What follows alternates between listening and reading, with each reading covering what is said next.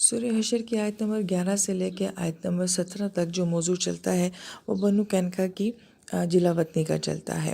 جب نبی علیہ السلام مدینہ شریف میں تشریف لے کر آتے ہیں تو آپ علیہ السلام مدینہ کے قبائل سے معاہدہ کر لیتے ہیں، جو مدینہ کے اندر موجود ہیں، جو آس پاس موجود ہیں۔ لہٰذا اس معاہدے کی بہت ساری شرائط ہوتی ہیں، مگر اس میں یہ تھا کہ یہ لوگ مسلمانوں کا ساتھ دیں گے، اگر کوئی باہر سے حملہ کرے گا تو مل کے دفاع کریں گے، اور کوئی بھی مسلمانوں کے دشمنوں کا ساتھ نہیں دے گا۔ مگر بنو قینقاع کے لوگوں نے جو ہے وہ غداری کی ہے۔ وہ بدر کے موقع پر کفار کے پاس جاتے ہیں اور ان کے ساتھ ان کی سازش میں شامل ہو جاتے ہیں۔ جب نبی علیہ السلام کو یہ بات معلوم ہوتی ہے تو آپ ان کے خلاف جہاد کا اعلان کر دیتے ہیں۔ لہذا حضرت حمزہ رضی اللہ عنہ کو جو ہے وہ جہاد کا لشکر دیا جاتا ہے۔ نبی علیہ السلام خود بھی شریک ہوتے ہیں اور ان کا محاصرہ کر لیتے ہیں۔ 15 دن تک محاصرہ یہ رہتا ہے، لہذا 15 دن تک تو وہ صبر کرتے رہتے ہیں، مگر 15 دن کے بعد وہ سلنڈر کر دیتے ہیں۔ نبی علیہ السلام ان کے بارے میں یہ حکم صادر فرماتے ہیں کہ ان کو قتل کیا جائے گا، جو ان کے مرد ہیں انہیں قتل کیا جائے گا۔ مگر یہاں پہ عبداللہ بن ابی منافق آ جاتا ہے نبی علیہ السلام کے پاس اور بہت زیادہ منت سماجت کر کے کہتا ہے کہ انہیں یہاں سے نکال دیجئے مگر انہیں قتل نہ کیجئے۔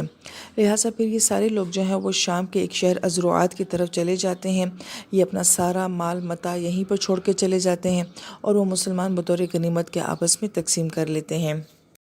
آیت مبارکہ میں جو ہے کمثل الذین من قبلہم قریبا، کہ ان لوگوں کی مثال جو کہ ابھی قریب ہی گزری ہے۔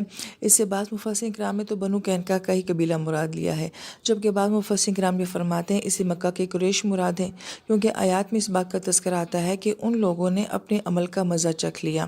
تو گویا کہ یہ قریش مکہ کے لوگ تھے جنہوں نے دنیا میں ہی جو ہے وہ موت کا مزہ چکھا، بدر کی شکست کا مزہ چکھا، اور آخرت کا عذاب علیحدہ سے ہے۔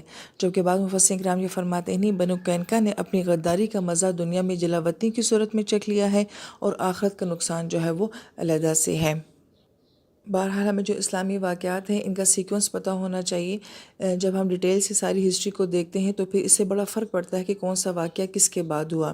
لہٰذا بنو نذیر کی جو جلا وطنی کا واقعہ ہوا ہے یہ احد کے بعد ہوا ہے، اور جو بنو قینقاع کی جلا وطنی کا واقعہ ہوا ہے یہ بدر کے بعد ہوا ہے۔ پھر ان آیات میں اس بات کا بھی تذکرہ کیا جاتا ہے کہ شیطان جو ہے وہ ان کے پاس آ کے کہتا ہے کہ تم کفر کرو۔ تو یہ بڑی غور طلب بات ہے کہ شیطان آ کے اگر کسی کو کہتا ہے کہ تم کفر کرو تو کوئی اس کی بات کیوں مانے گا۔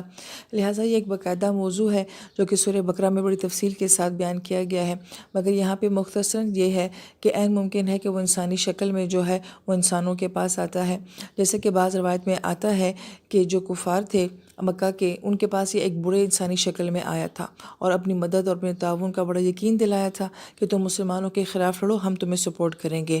اور جب عین میدان جنگ میں وقت آیا لڑائی کرنے کا تو اس نے کہا جو میں دیکھ رہا ہوں وہ تم نہیں دیکھ سکتے، اور یہ میدان جنگ سے بھاگ گیا۔ اور مفسرین کرام یہ فرماتے ہیں کہ اس کا یہ کہنا کہ تم کفر کرو یہ عین وسوسوں کی شکل میں بھی ممکن ہے، کہ واقعی وسوسے ڈالتا ہے، انسان کا مائنڈ بناتا ہے اور انسان کی سوچ کو جو ہے وہ اس طرف لگا دیتا ہے کہ پھر اس کے لیے کوئی بھی غلط کام کرنا بہت آسان ہو جاتا ہے۔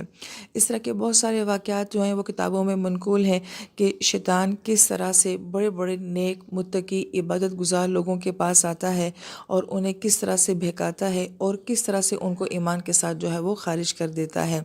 لہٰذا اس سورہ اعراف کا یہ موضوع ہے، اس لیے یہاں پہ اس کو اختصار کے ساتھ بیان کیا گیا ہے، ڈیٹیل انشاءاللہ تعالیٰ ان آیات میں آ جائے گی۔